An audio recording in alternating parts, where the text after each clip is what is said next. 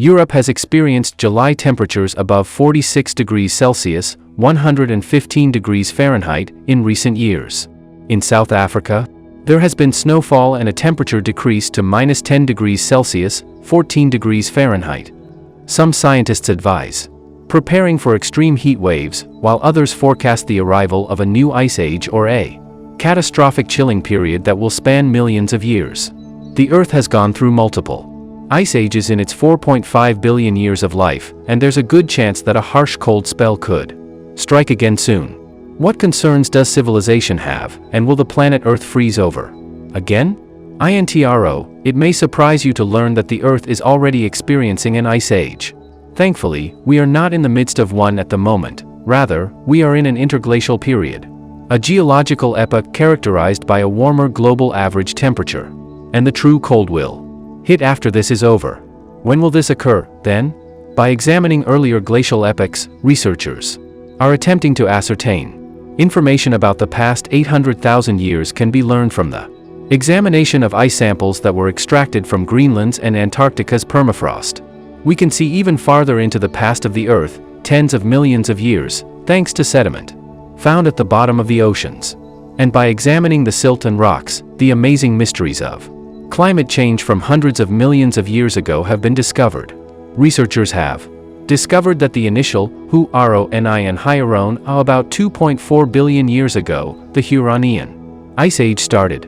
Compared to now, the globe received 15% less sunlight during that period. Primitive algae also released oxygen into the atmosphere, dislodging methane, a potent greenhouse gas. After that, the planet froze for almost 300 million years. However, there were still regions without permafrost at the equator. The Cryogenian, the following ice age, wasn't as gentle. The coldest period in our planet's history occurred during this time. That started roughly 720 million years ago. Seldom did temperatures rise above -20 degrees Celsius, -4 degree F, even at the equator. For the remainder of the world, temperatures of -50 degrees Celsius, -58 degree F, and below became the new standard. According to scientists, even the oceans were completely frozen. Solid carbon dioxide, or dry ice, began to form on top of water ice at the poles. The Earth most likely appeared to be a massive snowball from space. Look at this NASA photo that the Cassini spacecraft captured. This is the appearance of Saturn's moon Enceladus, pronounced NSELDS. 99% of the light from the sun is reflected by its snow-white surface. Additionally, experts believe that during the Cryogenian era, Earth was essentially unchanged. This ice period was only broken by bacteria and algae found close to a few hot springs. In the Paleozoic epoch, the cold returned. The Ice Age, known as the Andean-Saharan, started 450 million years ago and lasted for 30 million years. But in contrast to the Cryogenian, it was insignificant. Glaciers up to 3 kilometers, 1.8 miles, occasionally rolled up to subtropical latitudes, but overall the temperature was not much lower than it is today. All of this, however, came to an end in a catastrophe known as the Great Dying, also known as the Permian extinction, the greatest mass extinction in Earth history. A methane hydrate bomb may have exploded as a result of the Earth melting near the conclusion of this ice age, according to one theory.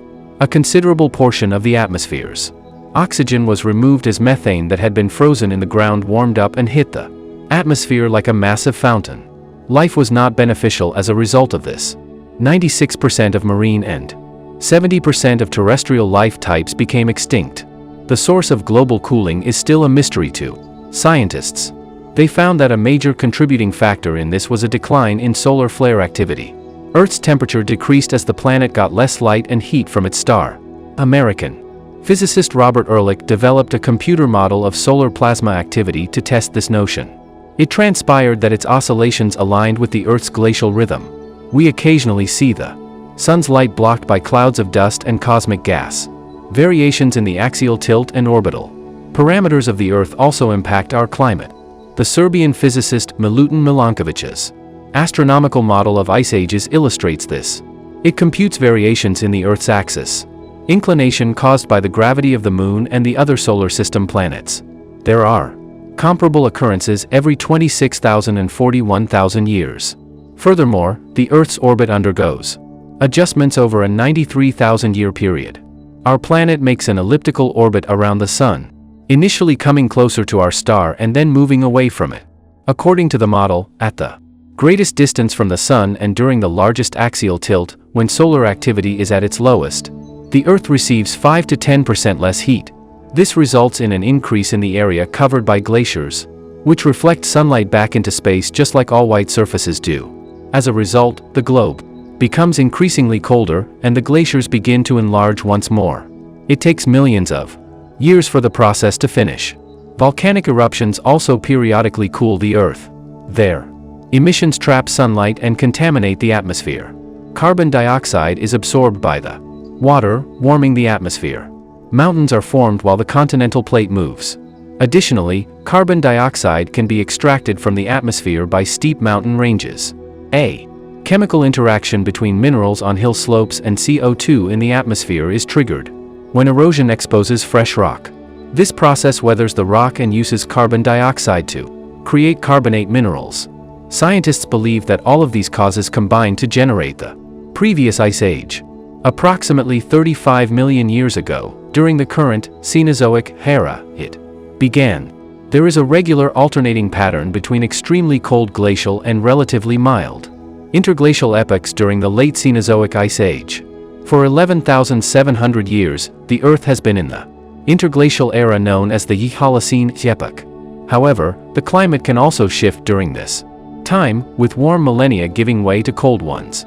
About 110,000 years ago marked the beginning of the last major glacial era, which lasted until 9,700 to 9,600 years ago. The Little Ice Age, which lasted from the 14th to the 19th centuries, was succeeded by the Thaw. The average yearly temperature was at its lowest point in 2 millennia. Scholars link the Gulf Stream's deceleration, approximately 1300 AD, to the Little Ice Age.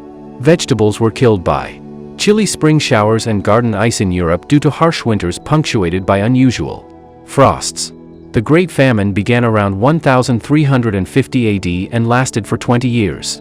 There was another thaw at the end of the 19th century, and it continues to this day. However, periods of intense glaciation typically recur every 10,000 years, meaning that time is running out. In addition, some scientists anticipate a severe cold snap in the near future. Given that Earth's temperatures are continually rising, glaciers are melting, and humankind is actively combating global warming, how is this possible? A staggering amount of greenhouse gases have been released into the atmosphere by humans.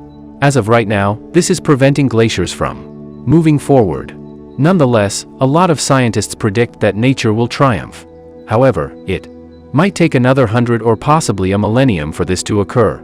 On the other hand, other experts believe that global warming is really advancing the idea of global cooling. The Arctic Ocean warmed to its maximum in one climate change model.